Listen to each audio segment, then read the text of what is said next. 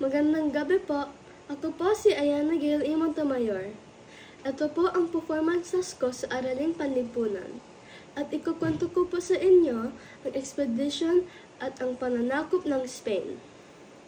Una, ang expedition ng Spain. Ito ay pakikipagkalakalan ng Asia sa Europe upang marating ng Europe ang Asia dahil sa matinding interes ng mabalitaan ang kayamanan at kagandahan nito. Noong ika-15 siglo, ang Spain at Portugal ang pinakamayamang bansa noon.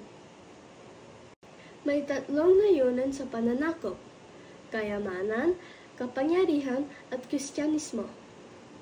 Ang kolonyalismo ay tungkol sa pananakop at pag-angkin sa mga lupang matutuklasan.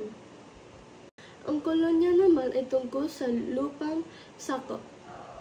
Natuklasan ng mananakop ang lugar ng Senegal sa Africa noong 1434, Cape of Good noong 1488, India noong 1498, at Brazil noong 1500.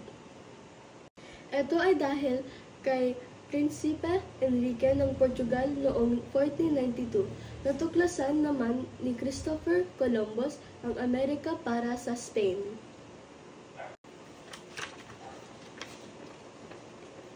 Naglabas ng kautusan si Pope Alexander VI noong Mayo 3, 1493 upang matigil ang paligsahan ng Spain at Portugal at nagtakda ang demarcation line. Lahat ng natuklasan sa silangan ay pag-aari ng Portugal at kanluran ay pag-aari ng Spain. September 26, 1493, nagbigay ng pahintulot ang Santo Papa sa Spain ng kapangyarihan saklaw sa lupang matutuklasan. Hunyo 7, 1494, nilagdaan ang kasunduang Tordesillas. Expedition ni Magellan, isang Portuguese na naglilingkod sa hari ng Spain. Nagsimula ang expedition niya noong September 20, 1519. Binigyan siya ng 5 barko na may pangalan Trinidad, Concepcion, San Antonio, Santiago at Victoria. Marso 28, 1521, nagtungo sila sa Limasawa. Tinanggap sila ni Raja Colombo at Raja Siago at nagsagawa sila ng sanduguan na isang kaugalian na mapilipino doon na nagpapakita ng pakikipagkaibigan. Unang nagtakda ng Espanyol at Filipino na ginanap sa kauna-unahang misa sa Limasawa ni Padre Pedro de Valderrama noong Marso 31, 1521 at natirik ng krus sina Magellan tanda ng pagsakop nila sa ating kapuluan at binigyan ito ng pangalan Archipelago de San Lazaro. Abril 8, 1521, nagtungo sila Magellan sa Cebu sa tulong ni Raja Colombo. Abril 14, 1521, naganap sa Cebu ang unang binyagan. Pagtanggi sa pananakop at ayaw kilalanin ang kapangyarihan ng mga Espanyol ay ang pinuno ng Mactan, si Lapu-Lapu.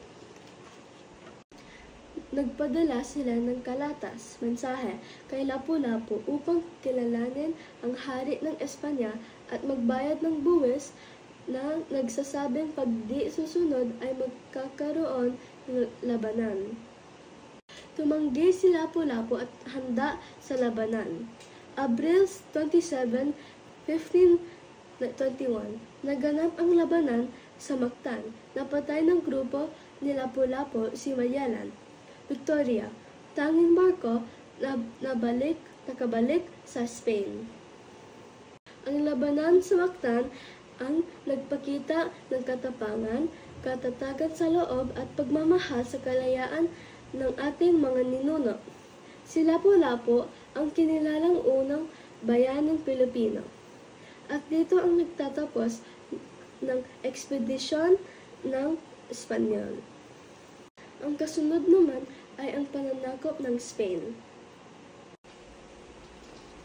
Pinamunuan ni Miguel Lopez de Legazpi ang ekspedisyon patungo sa ating lupain noong Nobyembre 21, 1564. Ito ay binuo ng 4 na barko at 380 katao, kasama ang ilang paring Agustino. Hindi nakadaong sina Legazpi sa Cebu kaya sila ay nagtungo na lamang sa Samar at tinanggap sila ni Raha Kamutahon. Nagtungo rin sila sa Limasawa, Leyte at Malugod ding tinanggap ni Bancao, pinuno ng Limasawa. Noong Marso 16, 1565, sila ay nagtungo sa Bohol at tinanggap ni Raha Sikatuna at nagsagawa ng sanduguan. Abril 27, 1565, nagbalik sina Legazpi sa Cebu at tumangging magpasakop si Raha Tupas kaya nagkaroon ng labanan. Natalo si Raha Tupas dahil sa lakas ng puwersa ng Espanyol. Nagpasyang sinugin na lang ang kanilang bahay upang di mapakinabangan ng mga Espanyol. Sa Cebu, naitatag ang unang pamayanan ng mga Espanyol at tinawag itong Santisimo Nombre de Jesus, kabanalang ngalan ni Jesus. Pinalaganap din ang Kristyanismo. Mayo 8, 1570, nagpadala si Legazpi ng ekspedisyon sa Maynila na pinamunuan ni Martin de Goiti. Maunlad at napakayaman at sentro ng kalakalan ay ang Maynila.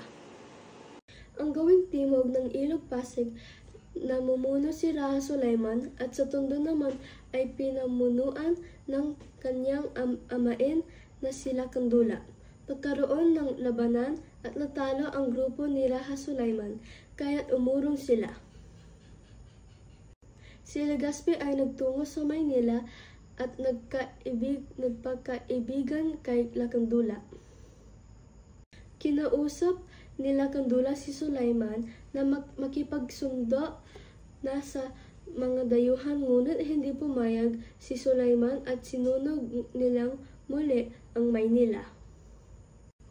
Abo na ang Maynila nang dumating sina Legazpi, kaya nagpatayo siya ng mga bahay para sa mga Espanyol, simbahan, kumbento at palasyo bilang tahanan niya.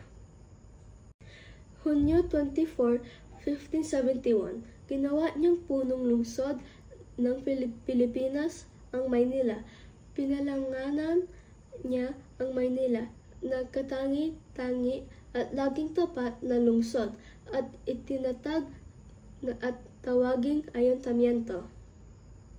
Naging matagumpay na sa pananakop si Legazpi sa lakas ng kanilang puwersa dahil na rin sa walang pagkakaisa ng mga katutubong Pilipino.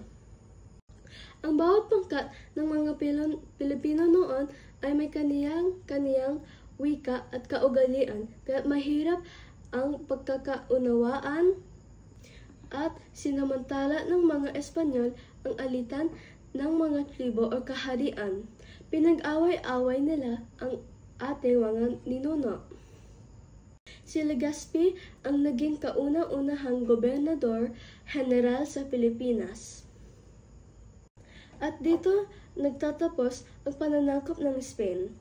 At ngayon ay ang tanong, paano ipinakita ng mga sinaunang Pilipino ang pagmamahal sa kalayaan?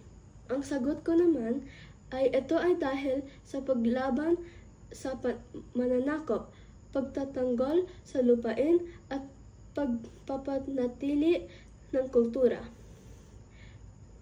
Maraming salamat po. Bye-bye!